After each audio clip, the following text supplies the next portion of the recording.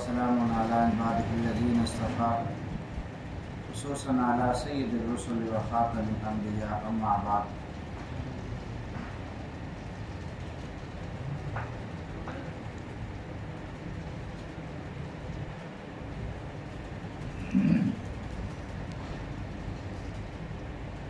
اس مختصر سی گھڑی میں مختصر سی آپ حضرات کے سامنے اس مختصر سی جو رات ہے اس رات کے حوالے سے یہ بات کرنا مقصد ہے۔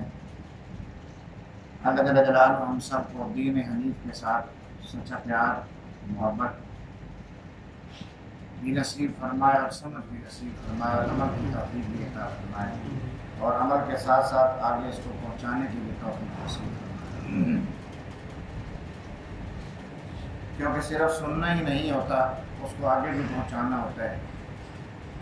تو کیا پتہ سننے والوں سے سنانے والے سے زیادہ سننے والا عمل کرنے والا زیادہ ہو اور وہ سنانے والے کی بھی مغفرت کا سبب اور ذریعہ بن جائے۔ دلوں کا بھید تو اللہ ہی جانتا ہے۔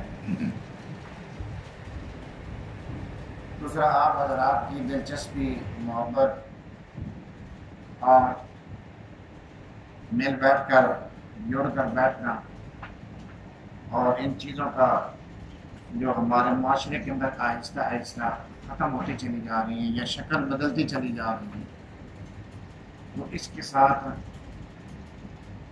ان کو اجاگر کرنا یہ بھی ایک دین کے ساتھ محبت کی علامت ہے۔ باقی من حیث القوم یا من حیث المسلک یا من حیث جو بھی آپ کہہ لیں، ہم دیوبندی حضرات تو ان ساری چیزوں کے قائل نہیں ہیں، ہم تو سیدھے سیدھے بس ہمارے لیے تو سارے کا سارا سال ہی عبادت کا سال ہے، سارے دن بھی سال ہے، سارے رات بھی سال ہے، اور سارے وہ ہے کہ جتنی بھی گھڑیاں ہیں یہ ساری کی ساری عبادت کے اندر ہی، ہم ان کو کوئی تخصیص یا ترجیح یا کمی بیشی کے ہم قائل نہیں ہیں۔ بالعموم باقی جن چیزوں کی تخصیص ہے وہ تو ہے ہی ہے، ان کا تو انکار نہیں کیا جا سکتا نا۔ تو یہ شب برات اس سے پیچھے گزری ہے شب معراج، تو بجائے اس کے کہ میں کوئی اپنے پاس ہے یا کوئی ایسے جس طرح عموماً خطبہ حضرات یا واعظین حضرات باتیں کرتے ہیں، میں ان کا قائل بھی نہیں ہوں، عادی بھی نہیں ہوں، نہ میں خطیب ہوں، تو ممبر بھی نہیں ہے اور ممبر سے میں بالکل الحمدللہ آزاد ہوں۔ تو مساجد کی بھی بہت ساری ٹینشنیں ہوتی ہیں، مسائل ہوتے ہیں، انتظامیہ کے مسائل ہوتے ہیں، مسجد کے انتظامیہ کے مسائل ہوتے ہیں، ان ساری چیزوں سے الحمدللہ ہم بری و ذمہ ہیں، اللہ کا احسان ہے۔ تو یہ بھائی سلیم صاحب نے مجبور کیا، میں تو کہیں نکلنے والا تھا، کسی پروگرام میں ہم جا رہے تھے، تو انہوں نے مغرب کے بعد مجھے قابو کر لیا۔ تو اس حوالے سے یہ اللہ رب العزت ان کے لیے صدقہ جاریہ ہے، یہ انہی کی وجہ سے یہ سارا کچھ، ورنہ ہم کہاں آپ کے قابو آتے ہیں۔ تو آپ نے اس رات کی نسبت سے بہت ساری باتیں سنی بھی ہوں گی اور سنتے بھی ہیں اور سن بھی رہے ہیں، اور معاشرے کے اندر بہت ساری ایسی باتیں بے بنیاد جو باتیں چل رہی ہیں، اور خاص کر آج کل بڑا میڈیا کا ایڈوانس زمانہ ہے، ٹیکنالوجی بڑی عام ہو گئی ہے، اور اب ہر سنی سنائی بات جو ہے وہ میڈیا پہ چڑھا دی جاتی ہے، اس کی حقیقت کو کوئی نہ سمجھتا ہے، نہ اس کو جانتا ہے، نہ اس کی کوئی تحقیق کرتا ہے۔ بس یہی مسئلہ ہوتا ہے۔ جس طرح ایک ہمارے یہاں شہر کے خطیب صاحب تھے، اللہ ان کو دین حنیف کی اصل سمجھ عطا فرمائے، تو وہ جوش خطابت میں خطاب کرتے ہوئے جمعے میں، تو وہ بیچارے کیونکہ اپنی اپنی سوچ اور سمجھ کی بات ہوتی ہے، تو ایک رسالہ چھپتا ہے، رسالہ تو ہر قسم کے مارکیٹ میں آپ دیکھتے ہی ہیں، تو ایک سسپینس رسالہ ہے کہ چھپتا ہے، ہفتہ وار ہے غالباً یا ماہ وار ہے، تو وہ کہیں ان کے ہاتھ چڑھا ہوگا یا کوئی بات ان کے اس رسالے کے حوالے سے نظروں سے گزری ہوگی، تو وہ جمعے میں بات کرتے کرتے اسی رسالے کا ہی حوالہ دے دیا کہ اللہ تعالیٰ سسپینس میں فرماتا ہے، اللہ تعالیٰ سسپینس میں فرماتا ہے۔ اب یہ بہت بڑی کم عقلی کی بات ہے کہ بھی آپ حوالہ دیں تو قرآن کا حوالہ دیں، حدیث کا حوالہ دیں، تو یہ تو کام بازاری سا رسالہ ہے اور اس میں تو ساری دنیاوی باتیں ہیں، اور وہ کس مقصد سے دیکھنے والوں نے دیکھا ہوا ہوگا اور یقیناً جانتے ہیں۔ تو آج جب دین سسپینس سے اگر پھیلے گا تو پھر اس دین کی کیا ویلیو ہوگی، اس دین کی حقیقت کیا ہوگی ہمارے پاس، اور ہم کیا جانتے ہوں گے اس کو۔ اس کو بغیر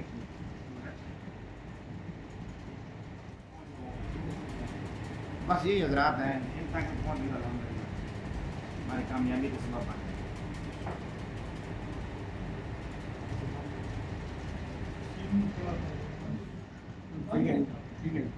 ناراض نہ ہو تو پوچھ پوچھ کے چلنا ہے نا۔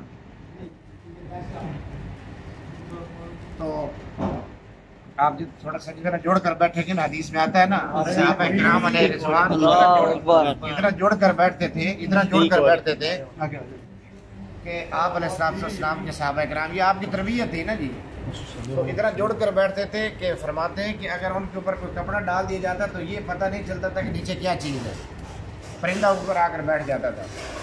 تو نماز بھی جب وہ اس طرح، ہم تو نماز، ہماری نماز کیا ہے، وہ نماز اس طرح پڑھتے تھے کہ کأنہم خشب مسندہ، ویسے تو اس کا پس منظر اور ہے لیکن میں ویسے مثال دے رہا ہوں اس کا سہارا لے کے، تو ایسے تھے جس طرح خشک لکڑی پڑی ہوتی ہے نا، بے جان ہو کر وہ نماز پڑھتے تھے، یعنی دیکھنے والا یہ تصور نہیں کر سکتا تھا کہ یہ بندہ کھڑا ہے یا کچھ خشک لکڑی کھڑی ہے۔ اس لیے میرے دوستوں، بھائی اور بزرگوں، جب بھی کوئی دین کی بات ہوتی ہے نا، اس کو دین سمجھ کر سنت کے ارادے سے کہ یہ حضور کی سنت ہے، صحابہ اکرام علیہ رضوان کی سنت ہے، تو جب قریب ہو کر ہم اس سنت کے ارادے سے ہم جب عمل کریں گے تو وہ چھوٹا سا کام بھی ہمارے ذریعہ نجات بن جائے گا۔ تو بجائے اس کے کہ ادھر ادھر کی کوئی بات کی جائے یا بے حوالہ بات کی جائے، تو میں ایک بہت ہمارے بزرگ ہیں، اللہ ان کی زندگی میں برکتیں عطا فرمائے، تو انہوں نے بہت سارا احادیث کا قرآن و سنت کی روشنی میں ذخیرہ اکٹھا کیا ہے۔ تو شب برات اس کے حوالے سے فرماتے ہیں کہ ماہ شعبان المعظم میں یہ جو مہینہ ہے، اس میں ایک رات آتی ہے جو بڑی ہی فضیلت اور بزرگی والی رات ہے۔ اس میں بہت بڑے بزرگ جلیل القدر تابعی حضرت عطا بن یسار رحمہ اللہ فرماتے ہیں کہ ما من لیلۃ بعد لیلۃ القدر افضل من لیلۃ نصف شعبان، لیلۃ القدر کے بعد شعبان کی 15ویں رات جو ہے، شب جو ہے، اس سے زیادہ کوئی افضل رات نہیں۔ یعنی شعبان لیلۃ القدر کے علاوہ اس کی رات، اس رات کی تو اچھا ایک الگ فضیلت ہے نا جی، کہ صحابہ کرام علیہ رضوان نے سنا کہ پہلی قوموں کی اتنی اتنی زندگیاں ہوتی تھیں لوگوں کی، اور اتنی اتنی وہ عبادت کرتے تھے، صحابہ کو رشک پیدا ہوا، ایک تجسس پیدا ہوا کہ بھئی ان کی زندگیاں اتنی تھیں، جب 300 سال کا بچہ ماں کا دودھ چھوڑتا تھا اس کی زندگی کتنی ہوگی؟ 300 سال کا بچہ ماں کا دودھ پیتا تھا، تو آگے زندگی کا اندازہ لگائیں کتنی زندگی اس کی ہوگی۔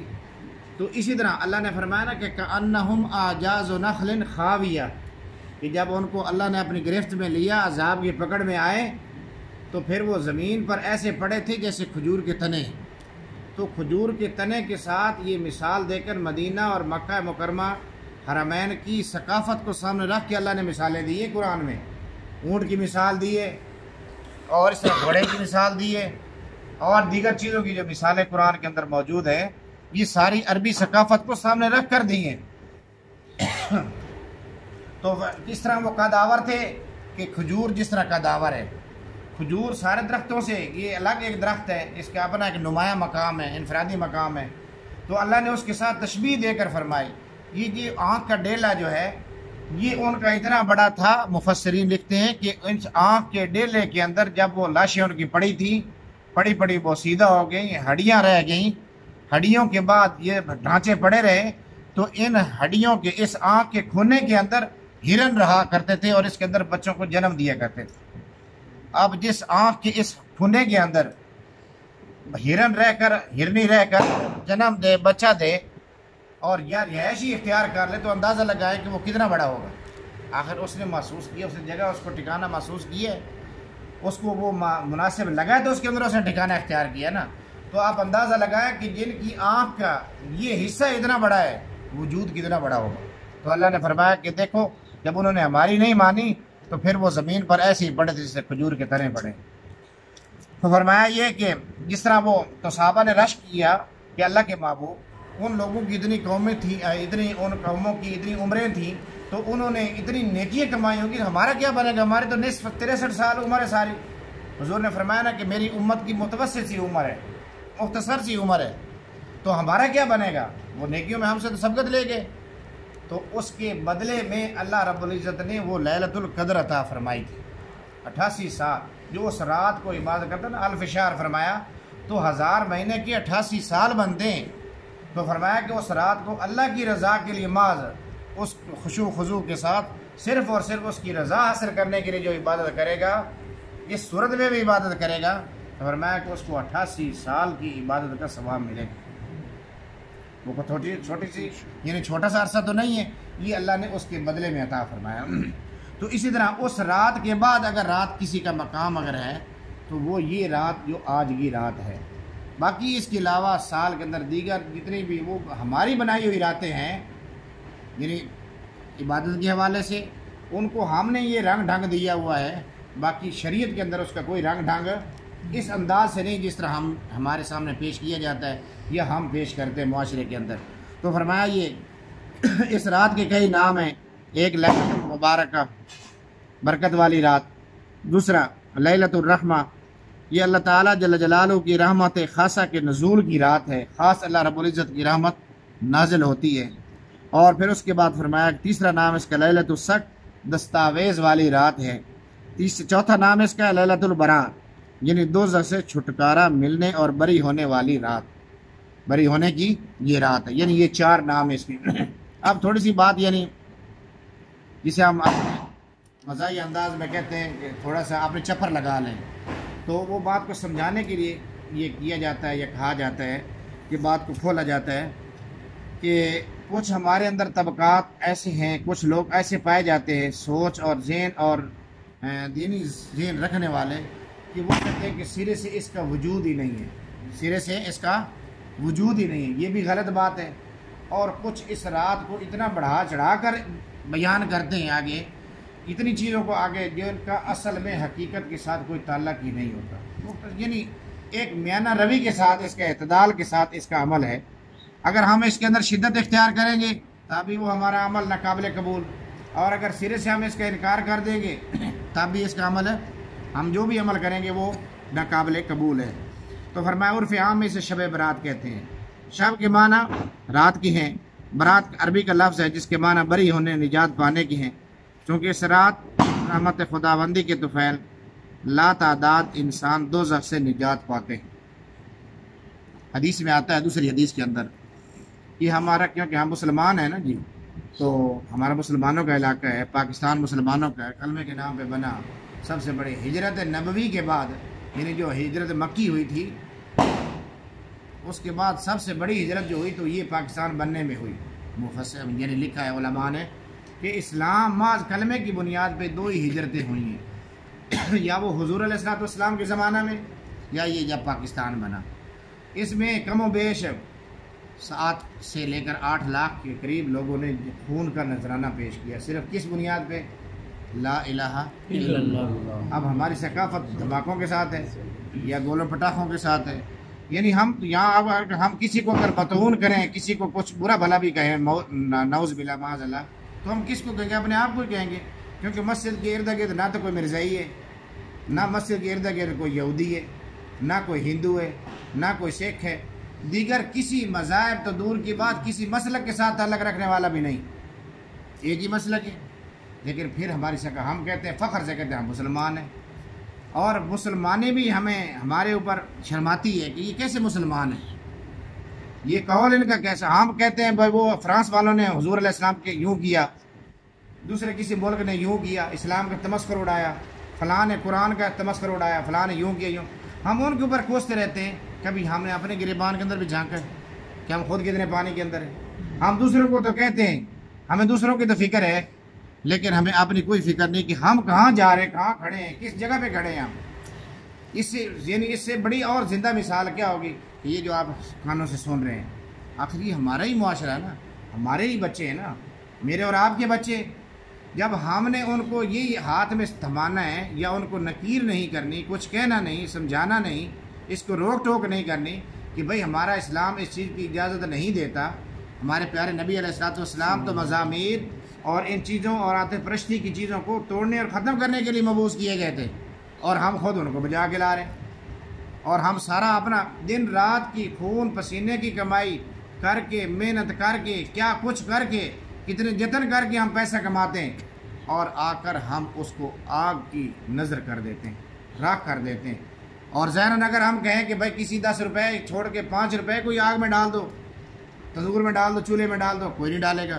بھئی کیا مولوی کا دماغ خراب ہے کہ یہ پیسے چولہے میں ڈلوا رہا ہے، آگ میں ڈلوا رہا ہے؟ لیکن ہم خود، شیطان نے کیسا چکر چلایا کہ جس طرح بڑے کہتے ہیں نا کہ شیطان ہی کتنا بڑا جاننے والا، کتنا بڑا عالم ہے کہ اس نے ایک گروہ کو تو آگے لگا کے اس کے تو نانے کا روزہ اٹھوا لیا چکر دے کے، کہ کہا تم تو نانے کا اٹھاؤ نا، تم تو نانے کا ہی نام لو بس.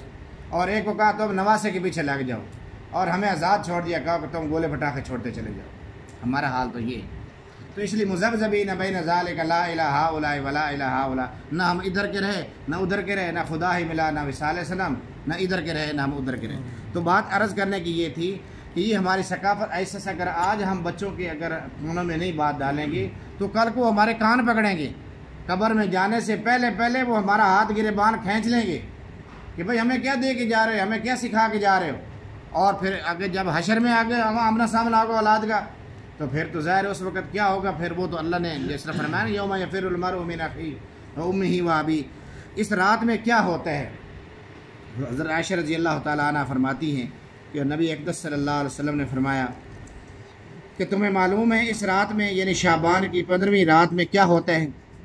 انہوں نے دریافت کیا کہ یا رسول اللہ صلی اللہ علیہ وسلم، زور سے کہا کریں ایک دفعہ تو کم از کم. پیچھے میں نے کچھ کہا تھا تو ہمارے کچھ بھائیوں نے محسوس کیا کہ پتہ نہیں ہم مانتے ہی نہیں سیرت صلی اللہ علیہ وسلم. یہ ایک تربیت ہی ہوتی ہے. جب آج ہماری یہاں عادت نہیں بنے گی، ہم ان کو کیا کہیں گے کہ تم درود پڑھتے ہو؟ وہ ہمیں یہی تانا دیتے ہیں کہ تم درود نہیں پڑھتے. اور حقیقت کسی جگہ پہ اگر کسی کی صورت میں اگر دیکھا جائے تو یہ حقیقت ہے. ہم اس معاملے میں، ہم ہر معاملے میں ہی کنجوس ہیں. جتنے بھی معاملات ہمارے، ہم ہر معاملے میں بس صرف سیدھے لکیر پہ چلنے والے ہیں، لیکن پتہ نہیں ہماری لکیر وہ ہمیں کدھر لے کر جائے گی. تو جب بھی اللہ کا نام آتا ہے جل جلالہ ضرور کہا کریں، آواز سے کہا کریں، محبت سے کہا کریں، یہ سمجھ کر کہا کریں کہ یہ اللہ کا نام ہے. اور اسی طرح حضور علیہ الصلوۃ والسلام کا جب نام نامی آتا ہے، اس میں گرامی آتا ہے، تو صلی اللہ علیہ وسلم، اس سے دل کے اندر سکون پیدا ہوتا ہے، سرور پیدا ہوتا ہے، نورانیت پیدا ہوتی ہے کہ حضور علیہ الصلوۃ والسلام کی ذات پر ہم درود بھیج رہے ہیں. وہ ہم نے کسی کے لیے قدر نہیں کرنا، یہ تو ہم نے اللہ کو راضی کرنے کے لیے، یہ تو اللہ کی سنت ہے. اللہ نے فرمایا کہ میں اپنے محبوب پر رحمت بھیجتا ہوں، میرے فرشتے وہ میرے محبوب کے لیے توبہ استغفار کرتے ہیں، استغفار میں لگے ہوئے ہیں ہر وقت. اور اے ایمان والا تم بھی میرے محبوب پر درود بھیجو. اس لیے جب بھی نام نامی آئے صلی اللہ علیہ وسلم، فقہا نے لکھا ایک مرتبہ کہنا واجب ہے. واجب کا آپ کو پتہ ہے کہ وہ نائب نازب ہوتا ہے فرض کا، تو وہ نائب ہے، یعنی گویا کہ فرض ہے. وہ ایک مرتبہ جل جلالہ، ایک مرتبہ صلی اللہ علیہ وسلم، ایک مرتبہ رضی اللہ تعالیٰ عنہ یا عنہم اجمعین، اور ایک مرتبہ رحمۃ اللہ علیہ. یہ کہنا ہر مسلمان کے لیے یہ ایک مرتبہ واجب ہے، فرض کا درجہ ہے. تو فرمایا آپ صلی اللہ علیہ وسلم نے کیا ہوتا ہے اس رات میں؟ یہ ہوتا ہے کہ اس سال میں جتنے بھی پیدا ہونے والے ہیں وہ سب لکھ دیے جاتے ہیں، اور جتنے سال مرنے والے ہیں وہ سب اس رات میں لکھ دیے جاتے ہیں. اور اس رات میں سب بندوں کے اعمال سارے کے سارے سال کے اٹھائے جاتے ہیں، اور اسی رات میں ہی لوگوں کی مقررہ روزی اترتی ہے. ایک بندہ صبح بھی کہہ رہا تھا، عام سننے میں بھی آتا اور یقیناً آپ نے بھی سنا ہوگا اور سنتے رہتے ہیں. یہ بندہ پڑھا لکھا بندہ یہ کہہ رہا تھا کہ بھائی اللہ تعالیٰ کو کیا ضرورت ہے اس سال میں آڈٹ کرنے کی؟ اللہ تعالیٰ کو کیا ضرورت پڑی ہے اس سال میں اس رات کو آڈٹ کرنا ہوتا ہے؟ اور کیا اللہ رب العزت نے کیا پہلے حساب کتاب کچھ نہیں کیا؟ وہ اس رات کو ہی ساری فائلیں تیار کر کے ادھر والی اوپر لے جانی ہے، اوپر والی نیچے لے کے آنی ہے. تو وہ ہے کہ وہ اپنے علم، اپنے سوچ کی حد تک یہ دہریہ پن جو ہے آہستہ آہستہ یہ ہمارے رگ و ریشے کے اندر پیوست ہوتا چلا جا رہا ہے. آزاد خیالی جسے کہتے ہیں نا، یہ روشن خیالی کی بیماری یہ ہمارے قلوب و ذہن کے اندر آہستہ آہستہ پیوست ہوتی چلی جا رہی ہے. بھائی یہ اللہ رب العزت تو قادر ہے، اس کو کیا ضرورت ہے یہ سارا کچھ کرنے کی؟ یہ سب کچھ اللہ رب العزت تو کون فیکون ہے. یہ سارا رٹا لگانے والے حضرات ہم کس لیے کہ اللہ کون کہتا ہے فیکون چیز مارز وجود میں آ جاتی؟ مطلب یہ نہیں سمجھانے کا یہ ہے. اللہ نے پھر یہ قرآن مقدس کے اندر یہ کیوں کہا کہ میں نے دنوں کو 7 دنوں کے اندر، میں نے زمین کو 7 دنوں کے اندر، میں نے رات کو 6 دنوں کے اندر، 24वें पारे में भी फरमाया और दीगर 8वें पारे में भी फरमाया और मुख्तलिफ जगहों पर ये फरमाया कि मैंने इतने इतने दिनों के अंदर ये चीज़ें बनाई हैं। क्यों बनाई? अल्लाह तो कौन है, वो तो कौन कहता है भाई कौन चीज़ आ जाती, ये कहने की क्या ज़रूरत थी। मुफस्सिरीन फरमाते हैं कि अल्लाह रब्बुल इज़्ज़त ने ये जो कुछ फरमाया ये सब कुछ तालीम के लिए फरमाया कि लोग समझ जाएं, इंसान जान जाए कि अल्लाह तो कादिर मुतलक है, एक लम्हे पलक झपकने से पहले सब कुछ कर सकता है, वो तो कादिर हमारा ईमान है। लेकिन ये इल्म सिखाने के लिए, तरतीब देने के लिए किया कि भाई मैंने 7 दिनों के अंदर ये किया और 6 रातों के अंदर मैंने ये किया वगैरह वगैरह सारा जो। तो ये अल्लाह रब्बुल इज़्ज़त ने जो तरतीब बनाई है, ये रातों की बनाई, दिनों की बनाई, ये सब हमारी बेहतरी के लिए बनाई है, हमें सिखाने के लिए बनाई है, हमें समझाने के लिए बनाई है। तो फरमाया ये कि अता बिन यसार रहमतुल्लाह फरमाते हैं कि जब शाबान की 15वीं शब होती है तो खुदा ताला जल्ल जलालहू की तरफ से एक फहरिस्त मलकुल मौत को दे दी जाती है। इसी ज़िमन में कि अल्लाह रब्बुल इज़्ज़त ने जब तकदीर को लिखा तो तकदीरें 2 किस्म की हैं। एक को तकदीर अरबी में कहा जाता है तकदीर मुबरम और एक को मुअल्लक कहा जाता है। तकदीर मुअल्लक दुआ के साथ ख़ास है कि जिसे कहते हैं ना लोग भाई भाई तकदीर ही बदल गई, उसने फ़लाँ ने दुआ की और उसकी तकदीर ही बदल गई, ये जिसे कहते हैं ये तकदीर का एक नायब है कि वो दुआ के लिए मुज़मर थी, अल्लाह ने उसको दुआ के ज़रिए में उसको दुआ के पर्दे में छुपा के रखा हुआ था, बंद उसके ज़िम्मे दुआ लगाई, ऐसा से उसने दुआ की, अल्लाह ने उस दुआ को कबूल किया और उसके बारे न्यारे कर दिए, यूँ समझ लें सादे अल्फाज में। और जो तकदीर यानी मुबरम है, जिसके बदल जो तकदीर अटल है उसके बदले में कोई सुई भर भी बदली तब्दीली कोई फ़र्क एक लम्हे के लिए भी नहीं आ सकता, क्या आना तो दूर की बात सोचा भी नहीं जा सकता। अल्लाह रब्बुल इज़्ज़त ने जो कुछ करना था ये सब कुछ पहले तरतीब दे दिया, इतने मरेंगे, इतने ज़िंदा होंगे, इतनों के साथ ये होगा, इतनों के साथ ये होगा। सिर्फ ये कि जिसे कहते हैं ना कि हम एक सारे साल का एक तखमीना लगाकर एक सारी तरतीब बना के रख देते हैं, एक फ़ाइल बना देते हैं, फिर जब साल माली हमारा मुकम्मल होता है तो हम क्या करते हैं उसको लॉन्च कर देते हैं, जो पिछले साल में सब कुछ हुआ था उसको पीछे वापस ले लेते हैं। ये एक आसान सी समझाने के लिए तरतीब है। जिस तरह लोग कहते हैं कि भाई कब्र में क्या होगा, कब्र में ज़ाब नहीं होता वगैरह वगैरह, नहीं होता, कुछ नहीं होता। भाई कब्र सबसे पहला तफ्तीशी सेंटर है। किसी बंदे के ऊपर कोई जब जुर्म लागू होता है या पुलिस उसको पकड़ती है, सबसे पहले उसकी तफ्तीश थाने में होती है, फ़र्द जुर्म तो बाद में जाकर लगती है, फिर अदालत में केस जाता है, फिर वहाँ उसकी दोनों तरफ से सुनवाई होती है, फिर उसके बाद उसके ऊपर फ़र्द जुर्म लगती है। इसी तरह ये कब्र तफ्तीशी सेंटर है, इसके अंदर बग़ैर किसी तहकीक के, ये सादे अल्फाज में से हम कहते हैं, तो यहाँ उसकी तफ्तीश की जाती है, भाई क्या किया है, क्या करते रहे हो। जिस तरह कब्र खुद कहती है, हदीस के अंदर आता है कि भाई मैं तो एक एक पोरे को तेरे को, जिस तेरे पोरे के ऊपर दुनिया नाज करती थी, देखने के लिए तरसती थी, मैंने उस तेरे एक एक पोरे को तेरे से अलग कर देना है। कब्र की आप पढ़ें ज़िंदगी, कब्र की पहली रात आप पढ़ें, किताबें भरी पड़ी है कि इंसान अगर कब्र की पहली रात को पढ़ ले, जिसको दुल्हन की पहली रात के साथ तशबीह दी गई है, तो इंसान के रोंगटे खड़े जाते हैं, और अगर उसके अंदर दिल दिमाग हो तो शायद उसको नींद भी ना आए। कब्र की रात ऐसी पहली रात है, फ़ज़ाइल अमाल में भी और दीगर हदीसों के अंदर है। तो मकसद अर्ज़ करने का, अल्लाह रब्बुल इज़्ज़त ने ये सारा कुछ तरतीब पहले दिया हुआ है। आम मोतरज़ीन इतराज़ करते रहते हैं, ये इतराज़ लायानी इतराज़ हैं, और अल्लाह ने ये सब कुछ पहले करके रखा हुआ है। अल्लाह अपने हुक्म से ये जिब्राईल अलैहिस्सलाम को, इज़राईल अलैहिस्सलाम को भाई ये यूँ करना है, ये यूँ करना है, ये यूँ करना है, ये एक तरतीब खुदाबंदी है। ये तरतीब खुदाबंदी भी समझाने के लिए, बाकी अल्लाह तो कादिर है, वो तो जब चाहे जो चाहे जिस तरह चाहे वो तो करने पर कादिर है। ये तो हमारा ईमान है। अगर बस जिस बंदे के ईमान के अंदर ये भी कमज़ोरी है तो फिर वो मुसलमान किस चीज़ का है। तो फरमाया ये कि अल्लाह रब्बुल इज़्ज़त की तरफ से मलकुल मौत को फ़रिश्त दी जाती है, हुक्म दिया जाता है कि जिन लोगों का नाम इस फ़रिश्त में दर्ज है उनकी रूहों को कब्ज़ करना। कोई बंदा तो बागों के दरख्त लगा रहा होता है, कोई शादी करता होता है, कोई तामीर में मसरूफ़ होता है, हालांकि उसका नाम मुर्दों की फ़रिश्त में लिखा जा चुका होता है। और इसी तरह हज़रत उस्मान बिन मोहम्मद रहमतुल्लाह फरमाते हैं कि रसूल अक़दस सल्लल्लाहु अलैहि वसल्लम ने फरमाया कि साकिनान अर्ज़, यानी जो ज़मीन पर रहने वाले हैं, उनकी उम्रें एक शाबान से दूसरे शाबान तक तय की जाती हैं, यहाँ तक कि इंसान शादी ब्याह करता है और उसके बच्चे पैदा होते हैं, हालांकि उसका नाम मुर्दों की फ़रिश्त में दाखिल हो चुका हो। हज़रत राशिद बिन साद रहमतुल्लाह फरमाते हैं, उनसे बरवी है कि हुज़ूर अक़दस सल्लल्लाहु अलैहि वसल्लम ने फरमाया شعبان کی 15ویں رات کو اللہ تعالیٰ ان تمام روحوں کو قبض کرنے کی تفصیل ملک الموت کو بتا دیتے ہیں جو اس سال میں قبض کی جائیں گی۔ شب برات میں آسمان دنیا پر اللہ رب العزت کی رحمت کا نزول ہوتا ہے اور چند افراد کے سوا سب کی مغفرت کر دی جاتی ہے۔ یہ اصل بات ہمارے جو ہے معاشرے کے ساتھ تعلق رکھتی ہے۔ نبی اقدس صلی اللہ علیہ وسلم نے ارشاد فرمایا، جو ابو بکر صدیق رضی اللہ عنہ سے مروی ہے، فرماتے ہیں کہ آپ صلی اللہ علیہ وسلم نے کہ نصف شعبان کی شب آسمان دنیا کی طرف اللہ رب العزت کی طرف سے جلال کا نزول ہوتا ہے، تجلی ہوتی ہے، اور فرمایا کہ اس شب ہر کسی کی مغفرت کر دی جاتی ہے سوائے مشرک کے یا ایسے شخص کے جس کے دل میں بغض ہو۔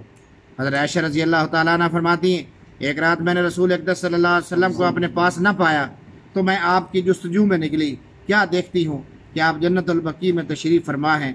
آپ نے فرمایا، عائشہ کیا تمہیں یہ اندیشہ ہے کہ خدا اور رسول تم پر زیادتی کر سکتے ہیں؟ میں نے عرض کیا، یا رسول اللہ صلی اللہ علیہ وسلم، مجھے یہ خیال ہوا کہ شاید آپ کسی اور دوسری اہلیہ کے پاس تشریف لے گئے۔ آپ نے فرمایا، بلا شبہ اللہ تبارک و تعالی جل جلالہ شعبان کی 15ویں رات آسمان دنیا کی طرف نزول اجلال فرماتے ہیں اور بنو کلب کی بکریوں کے بالوں کے برابر لوگوں کی مغفرت فرماتے ہیں۔ بنو کلب کی مثال کیوں دی حضور علیہ السلام نے؟ یہ ایک ایسا قبیلہ تھا کہ جس کے پاس ان گنت بکریاں تھیں، لا تعداد بکریاں تھیں، تو فرمایا کہ جس طرح وہ لا تعداد بکریاں ہیں، ان کے بال کتنے ہوں گے انسان تصور تو کرے، تصور بھی نہیں کر سکتا۔ تو فرمایا اس رات کو ان کے بالوں کے برابر وہ بکریاں کتنی ہیں، ان بکریوں کے بالوں کے بال کتنے ہیں، اللہ ہی بہتر جانتا ہے، ان کے برابر اس رات کو لوگوں کی مغفرت کر دی جاتی ہے اور اللہ رب العزت مغفرت فرما دیتے ہیں۔ اور فرماتے ہیں ابو موسیٰ اشعری رضی اللہ عنہ، پریشان تو نہیں ہوتا، آپ کے توسط سے ہم بھی بیٹھے ہیں، تو فرمایا آپ صلی اللہ علیہ وسلم نے کہ اللہ تعالیٰ جل جلالہ شعبان کی 15ویں رات نظر رحمت فرما کر تمام مخلوق کی مغفرت فرما دیتے ہیں سوائے مشرک کے اور جس کے دل میں کینہ ہو۔ فرماتے معاذ بن جبل رضی اللہ تعالیٰ عنہ، فرمایا کہ اللہ تبارک و تعالیٰ شعبان کی 15ویں رات کو اپنی مخلوق کی طرف نظر رحمت فرما کر تمام مخلوق کی مغفرت فرما دیتے ہیں سوائے مشرک اور کینہ پرور کے، یعنی کینہ ور جس کے دل کے اندر کینہ ہے دوسرے کے متعلق، اس کی مغفرت اس رات بھی نہیں کی جاتی۔ اور بھی بہت ساری حدیثوں کے اندر بہت ساری چیزیں ہیں۔ تو فرمایا ابو سالبہ خشنی رضی اللہ عنہ فرماتے ہیں کہ نبی اقدس صلی اللہ علیہ وسلم نے فرمایا کہ جب شعبان کی 15ویں رات ہوتی ہے تو خداوند عالم اپنی مخلوق پر نظر رحمت ڈال کر مسلمانوں کی مغفرت فرما دیتے ہیں، کافروں کو مہلت دے دیتے ہیں، کینہ وروں کو ان کے کینے کی وجہ سے چھوڑ دیتے ہیں تا وقتے کہ وہ کینہ وری چھوڑ دیں، یعنی توبہ کر لیں، سچی توبہ کر لیں۔ عبداللہ بن عمر بن عاص رضی اللہ عنہ فرماتے ہیں رسول اقدس صلی اللہ علیہ وسلم نے ارشاد فرمایا، شعبان کی 15ویں رات کو اللہ جل جلالہ اپنے مخلوق کی طرف نظر رحمت فرماتے ہوئے سوائے 2 شخصوں کے باقی سب کی مغفرت فرما دیتے ہیں، ایک کینہ ور اور دوسرا کسی کو ناحق قتل کرنے والا۔ فرماتے ابو ہریرہ رضی اللہ تعالیٰ عنہ، حضور اقدس صلی اللہ علیہ وسلم نے ارشاد فرمایا، جب شعبان کی 15ویں رات ہوتی ہے تو اللہ تعالیٰ جل جلالہ سوائے مشرک اور کینہ ور کے باقی سب کی مغفرت فرما دیتے ہیں۔ عوف بن مالک رضی اللہ عنہ بھی اس طرح فرماتے ہیں کہ حضور اقدس صلی اللہ علیہ وسلم نے ارشاد فرمایا، اللہ تعالیٰ 15ویں شعبان کو اپنی مخلوق پر نظر رحمت فرماتے ہوئے سوائے مشرک اور کینہ ور کے باقی سب کی مغفرت فرما دیتے ہیں۔ اور فرماتے ہیں اسی طرح اس رات کو تمام اہل زمین کی مغفرت فرما دیتے ہیں سوائے مشرک اور کینہ ور۔ یہ کینہ ور کو بار بار احادیث کے اندر کیوں ذکر کیا گیا؟ یہ کینہ ایک ایسی بیماری ہے جو نیکیوں کو، انسان کی گویا کہ انسانیت کو اس طرح جلا کر راکھ کر دیتی ہے جس طرح کی آگ لکڑی کو جلا کر راکھ کر دیتی ہے۔ دیکھنے میں نظر نہیں آتا، محسوس نہیں ہوتا، لیکن کینہ وار جو ہوتا ہے وہ اندر ہی اندر کینے کے اندر کڑتا رہتا ہے، بری سوچ سوچتا رہتا ہے، اس کی نیکیاں جلتی رہتی ہیں۔ اور اس طرح فرمایا کہ ایک ندا دینے والا اللہ رب العزت کی طرف سے بلاوا دینے والا بلاوا دیتا ہے۔ فرماتے عثمان بن ابی العاص رضی اللہ عنہ کہ آپ صلی اللہ علیہ وسلم نے فرمایا کہ شعبان کی 15ویں رات کو اللہ تعالیٰ کی طرف سے ایک پکارنے والا پکارتا ہے، کیا کوئی ہے مغفرت کا طلب کرنے والا، میں اس کی مغفرت کر دوں، اور کیا کوئی ہے مانگنے والا، میں اس کو عطا کر دوں۔ اس وقت خدا سے جو مانگتا ہے اس کو ملتا ہے سوائے بدکار عورت اور مشرک کے، یعنی جو اس وقت اللہ تعالیٰ جل جلالہ کی طرف سے یہ اعلان کیا جا رہا ہے اور یہ صبح صادق تک ہوتا رہتا ہے۔ اور فرماتے ہیں، حضرت عائشہ رضی اللہ عنہ فرماتی ہیں رسول اقدس صلی اللہ علیہ وسلم نے فرمایا کہ میرے پاس تشریف لائے اور کپڑے اتارے، تھوڑی دیر گزرنے کی نہ پائی تھی کہ آپ نے ان کو پھر پہن لیا۔ مجھے یہ خیال آیا کہ آپ اپنی ازواج مطہرات میں سے کسی اور کے پاس جا رہے، اس لیے مجھے بہت غیرت آئی، میں آپ کے پیچھے پیچھے ہو لی۔ جا کر دیکھا تو آپ صلی اللہ علیہ وسلم جنت البقیع میں مسلمان مردوں اور عورتوں کے لیے استغفار کر رہے تھے۔ میں نے دل میں کہا کہ آپ پر میرے ماں باپ قربان جائیں، آپ خدا کے کام میں مصروف ہیں اور میں دنیا کے کام میں۔ میں وہاں سے واپس آئی، حجرے میں چلی گئی۔ اس آنے جانے میں میرا سانس پھول گیا، اتنے میں حضور اقدس صلی اللہ علیہ وسلم تشریف لائے اور دریافت فرمایا یہ سانس کیوں پھول رہا ہے؟ میں نے عرض کیا آپ پر میرے ماں باپ قربان، آپ میرے پاس تشریف لائے اور آپ نے جلدی سے دوبارہ کپڑے پہن لیے۔ مجھے یہ خیال کر کے سخت رشک ہوا کہ آپ ازواج مطہرات میں سے کسی اور کے پاس تشریف لے گئے۔ نوبت یہاں تک پہنچی کہ میں نے آپ کو خود بقیع غرقد میں جا کر دیکھا، آپ کیا کر رہے ہیں؟ آپ نے فرمایا عائشہ کیا تمہارا یہ خیال تھا کہ خدا اور خدا کا رسول تمہارا حق مانیں گے؟ اصل بات یہ ہے کہ جبرائیل علیہ السلام میرے پاس تشریف لائے، فرمایا کہ یہ رات شعبان کی 15ویں رات ہے اور خداوند عالم اس رات میں بہت سارے لوگوں کو دوزخ سے آزاد کر دیتا ہے جو قبیلہ کلب کی بکریوں کے بالوں سے بھی زیادہ ہوتے ہیں، مگر اس میں خدا تعالیٰ مشرکین، کینہ ور، رشتے ناطے توڑنے والا اور ٹخنوں سے نیچے شلوار رکھنے والا، ماں باپ کا نافرمان، شراب کا عادی لوگوں کی طرف نظر رحمت نہیں فرماتے۔ اس کے بعد آپ نے فرمایا عائشہ کیا تم مجھ کو اجازت دیتی ہو کہ آج رات قیام کروں؟ میں نے کہا بے شک، آپ پر میرے ماں باپ قربان۔ آپ نے قیام کے بعد ایک طویل سجدہ کیا یہاں تک کہ مجھے خیال ہوا کہ آپ کی وفات ہو گئی۔ میں نے چھونے کا ارادہ کیا، آپ کے تلووں پر اپنا ہاتھ رکھا تو کچھ حرکت معلوم ہوئی۔ میں نے آپ کو سجدہ میں دعا مانگتے سنا، اعوذ بعفوک من عقابک واعوذ برضاک من سخطک واعوذ منک واعوذ بک منک جل وجهک لا احصی ثناء علیک انت کما اثنیت علی نفسک۔ کہہ دیں آمین سب آمین۔ صبح کو میں نے آپ صلی اللہ علیہ وسلم سے ذکر کیا تو آپ نے فرمایا عائشہ تم اس دعا کو یاد کرو گی؟ میں نے عرض کیا ضرور۔ آپ نے فرمایا سیکھ لو، مجھ کو یہ کلمات جبرائیل علیہ السلام نے سکھائے اور کہا ہے کہ سجدہ میں ان کو بار بار پڑھا کرو۔ حضرت حضور اقدس صلی اللہ علیہ وسلم کے ارشاد کے رات اٹھے، نماز پڑھنے لگے، اتنے لمبے سجدے کیے کہ مجھے یہ خیال آیا کہ آپ کی وفات ہو گئی۔ میں نے جب یہ معاملہ دیکھا تو میں اٹھی اور آپ کے پاؤں کے انگوٹھے کو حرکت دی، اس میں حرکت ہوئی، میں واپس لوٹ آئی۔ جب آپ صلی اللہ علیہ وسلم سجدے سے سر اٹھایا، نماز سے فارغ ہوئے تو فرمایا عائشہ، فرمایا اے حمیرہ کیا تمہارا یہ خیال ہے کہ اللہ کا نبی حق تلفی کرے گا؟ میں نے عرض کیا یا رسول اللہ صلی اللہ علیہ وسلم بخدا ایسی بات نہیں، در حقیقت مجھے یہ خیال ہوا کہ شاید آپ کی وفات ہو گئی ہے کیونکہ آپ نے سجدے بہت لمبے کیے۔ آپ نے فرمایا جانتی بھی ہیں یہ کون سی رات ہے؟ میں نے عرض کیا اور اس کے رسول صلی اللہ علیہ وسلم ہی زیادہ جانتے ہیں۔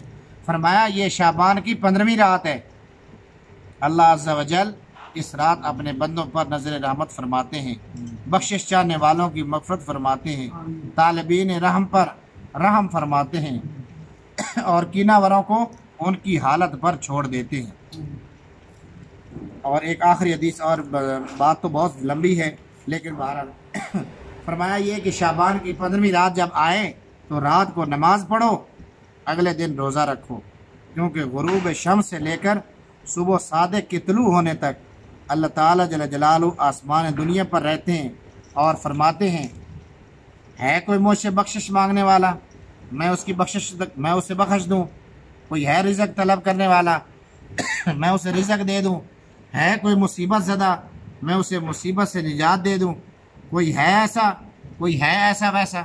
یعنی اللہ رب العزت کی طرف سے یہ اعلان کیا جاتا ہے، وہ کہ آخر حدیثیں تو اور بہت ساری ہیں، تو بات یعنی سمجھانے اور کہنے کہ یہ اللہ آپ کو جزائے خیر دے، آپ نے محبت کا اظہار کیا اس رات نصف سے، جو کچھ مختصر سی احادیث، بہت سارا وقت آپ کا لے لیا۔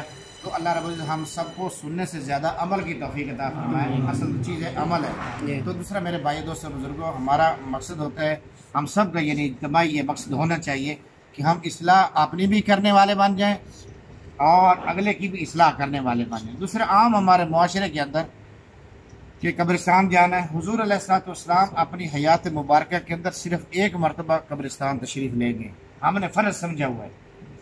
آپ علیہ السلام مدینہ منورہ کی زندگی میں حیات طیبہ 10 سالہ حیات طیبہ میں 10 سالہ حیات مبارکہ میں جو مدینہ کی زندگی آپ علیہ السلام 10 سال تشریف فرما رہے اور 13 سال مکہ مکرمہ کے اندر جو نبوت کی زندگی ہے. آپ علیہ السلام صرف ایک مرتبہ قبرستان تشریف لے گئے جو یہ حدیث کے اندر آتا ہے. اس پر محدثین کی تحقیق ہے اور یہ ہمارے لیے بھی مستحب ہے. جائیں تو بہتر ہے، نہ جائیں تو اس پر کوئی مواخذہ نہیں ہے. اس طرح پکانے کے حوالے سے جو پوری احادیث کے اندر صرف ایک حدیث ملتی ہے، صرف ایک حدیث پورے احادیث ذخیرہ کے اندر، کہ جس طرح عام روٹین سے آپ پکاتے کھاتے ہیں گھر میں، اس دن اگر تھوڑا سا اس میں ذرا بہتری لے کے آ جائے تو اس میں کوئی حرج ہے نہیں. لیکن ہم نے یہ پکانے میں بھی فرض کا درجہ رکھا ہوا ہے کہ آج یہی چیز پکے گی.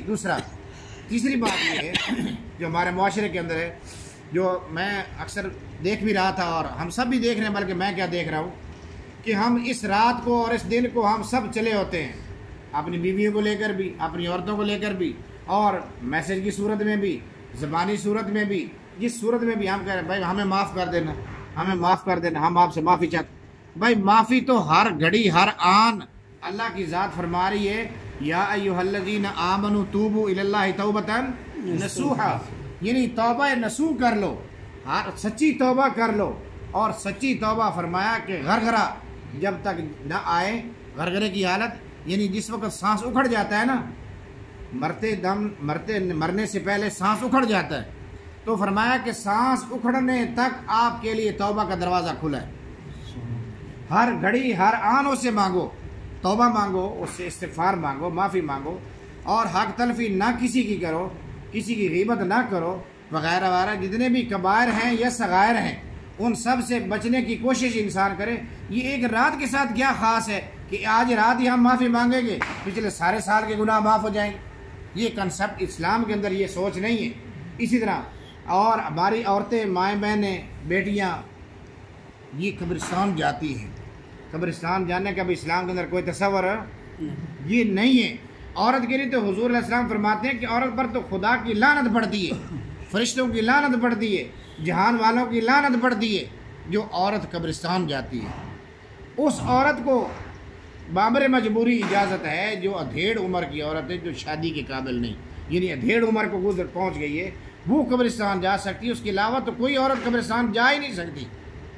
اس لیے یہ چیزیں ایسے ہم اپنے گھروں تک پہنچائیں گے، اپنے بچوں تک ایسی چیزیں پہنچائیں گے کہ اسلام ان چیزوں کا سبق دیتا ہے، درس دیتا ہے، ان چیزوں سے منع کرتا ہے. تو جب ہم امر بالمعروف اور نہی عن المنکر صرف تبلیغ والوں کے ذمہ تو نہیں، وہ بیچارے تو اپنی ڈیوٹی دے رہے ہیں اور ہم مفت کے بدنام ہیں کہ مولوی سختی کرتے ہیں. یہ سختی کرنی پڑتی ہے تو بعض چیزیں حاصل ہوتی ہیں. ڈاکٹر کا اگر کسی کا آپریشن کر رہا تو کوئی بھی نہیں کہتا بھیا یہ ظالم ہے، سب کہتے ہیں نہیں یہ علاج کر رہا ہے، ٹھیک کر رہا ہے.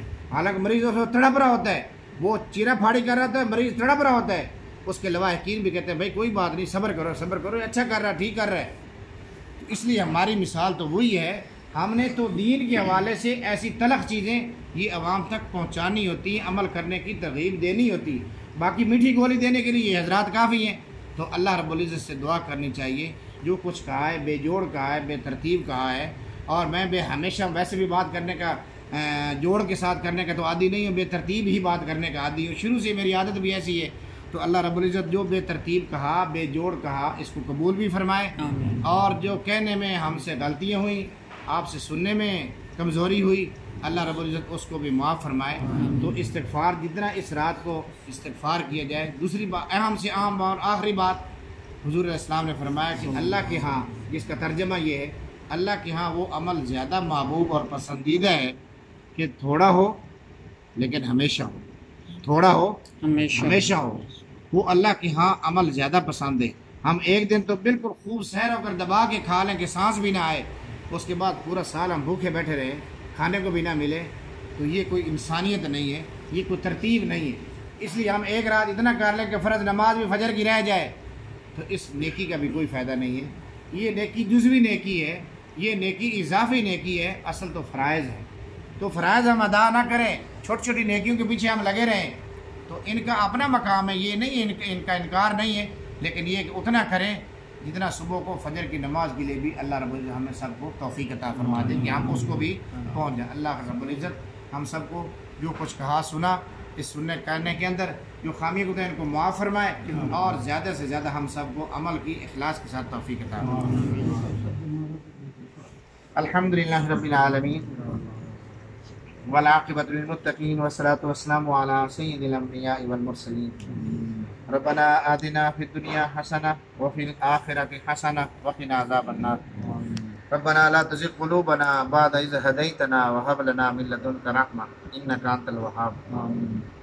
ربنا إنك جامع الناس ليوم لا ريب فيه إن الله لا يخلف الميعاد۔ الہ العالمین ہم سب کی اس حاضری کو قبول و منظور فرما۔ الہ العالمین ہم نہ تو عبادت کرنے کی قابل ہیں، نہ تجھے راضی کرنے کی قابل ہیں۔ الہ العالمین ہم کمزور بھی ہیں، خطا کار بھی ہیں۔ الہ العالمین ہم سب کی کمزوریوں سے درگزر فرما، ہم سب کی خطاؤں سے درگزر فرما، ہم سب کی سب خطاؤں کو معاف فرما۔ الہ العالمین ہم تو تیرے آگے صرف ہاتھ پھیلا سکتے ہیں، تو الہ العالمین قادر مطلق ہے۔ الہ العالمین تو غفور الرحیم ہے۔ اس رات ہی کے بدلے میں، اس رات ہی کے صدقے میں، جس طرح تیرے محبوب نے فرمایا، اب جو تیرے محبوب کے فرمان ہمارے کانوں تک پہنچے، الہ العالمین ہم نہ عبادت کر سکتے ہیں، الہ العالمین ہم بہت سارے کمزور ہیں، الہ العالمین ہمیں بن مانگے مغفرت عطا فرما، بن مانگے مغفرت عطا فرما، بن مانگے رزق عطا فرما، بن مانگے جہنم سے آزادی کا سرٹیفکیٹ عطا فرما۔ الہ العالمین جہنم سے ہم سب کو محفوظ فرما۔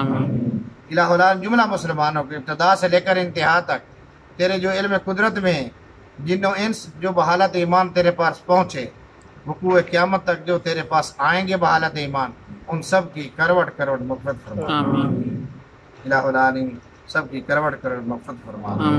الہ العالمین جو بیمار ہیں، ہمارے پڑوسی ہیں، محلے میں ہیں، الہ العالمین شہر میں ہیں، ملک میں ہیں، جہاں کرۂ عرض پہ کلمہ گو جہاں جہاں الہ العالمین تو جانتا ہے، سب کو شفا کاملہ عاجلہ مستمرہ نصیب فرما۔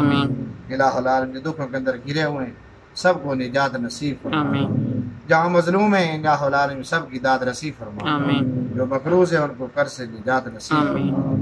الہ العالمین جو ہم سب حاضرین کے اعزا وقار بحالت ایمان تیرے پاس پہنچ گئے، الہ العالمین اس محلے سے ہمارے نمازیوں سے الہ العالمین اور جہاں جہاں سے بھی الہ العالمین تو جانتا ہے، ہم تو صرف جہاں جہاں ہی کہہ سکتے ہیں، الہ العالمین سب کی کروڑ کروڑ مغفرت فرما، ان سب کی کروڑ کروڑ مغفرت فرما۔ یہ مغفرت کی رات ہے، جس طرح تیرے حبیب نے فرمایا، الہ العالمین ہم سب کی مغفرت فرما، زندوں کی بھی مغفرت فرما، مردوں کی بھی مغفرت فرما۔ الہ العالمین برکت والی روزی نصیب فرما، حلال روزی نصیب فرما، خزانہ غیب سے نصیب فرما۔ الہ العالمین دین کی دعوت کو ہم سب کو سمجھنے کی، عمل کرنے کی، اور دوسروں تک اور بلکہ کرۂ عرض تک الہ العالمین پہنچانے کی فکر اور اسباب پیدا فرما۔ الہ العالمین اسباب پیدا فرما۔ الہ العالمین سب تک الہ العالمین کلمے کی دعوت کو پہنچانے کی توفیق نصیب فرما۔ اس مسجد کو بھی دیگر کی ساری مساجد کو آباد فرما، مدارس کو آباد فرما، ان مساجد اور مدارس کو آباد کرنے والوں کو آباد و شاد فرما، ان کے مال جان کے اندر، عزتوں کے اندر، اولادوں کے اندر برکتیں عطا فرما۔ جیسا تیرے محبوب نے فرمایا، بنو کلب کی بکریوں کے بالوں کے سے بھی زیادہ میں مغفرت کرتا ہوں، الہ العالمین اسی طرح ہی ہم سب کی لا تعداد مسلمانوں کی مغفرت فرما، الہ العالمین مغفرت فرما، الہ العالمین مغفرت فرما۔ ہمیں جس طرح تجھ سے مانگنا تھا اس طرح مانگ نہیں سکے، الہ العالمین جس طرح تجھے راضی کرنا تھا راضی کر نہیں سکے، نہ کر سکتے ہیں، الہ العالمین تیری کبریائی کی قسم، الہ العالمین تیرے عفو اور درگزر کی قسم، ہم سب کو معاف فرما، آمین ہم سب کو معاف فرما، آمین اخلاص نصیب فرما، آمین رضا نصیب فرما، آمین رضا والی عبادت نصیب فرما، آمین ہماری اولادوں کو نیک بنا، جو بے آمین اولاد ہیں ان کو نیک اور صالح اولاد نرینہ عطا فرما، آمین جو صاحب اولاد ہیں ان کو اولاد کی الہ العالمین قدر کرنے کی توفیق نصیب فرما، اور اس اولاد کو ماں باپ کا فرما بردار بنا، آمین الہ العالمین ماں باپ کا فرما بردار بنا، آمین اور بھی جو کچھ مانگنا تھا ہمارے دلوں کے اندر ہے تو جانتا ہے، ہم مانگ نہیں سکتے، شرماتے ہیں، الہ العالمین زبان پر لا نہیں سکتے، تو جانتا ہے، تو سینے کے بھیدوں کو بھی جانتا ہے، الہ العالمین ان کو بھی قبول و منظور فرما، آمین الہ العالمین ان کو بھی قبول و منظور فرما، آمین ہمارے ملک کو امن و استحکام نصیب فرما، آمین شرور و فتن سے محفوظ فرما، آمین ہم مسلمانوں کی حفاظت فرما، آمین الہ العالمین شرور و فتن سے محفوظ فرما، آمین ربنا تقبل منا انك انت السميع العليم تب علينا انك انت التواب الرحيم وصلى الله تعالى على حبيب خير خلقه محمد وعلى اله وصحبه اجمعين برحمتك يا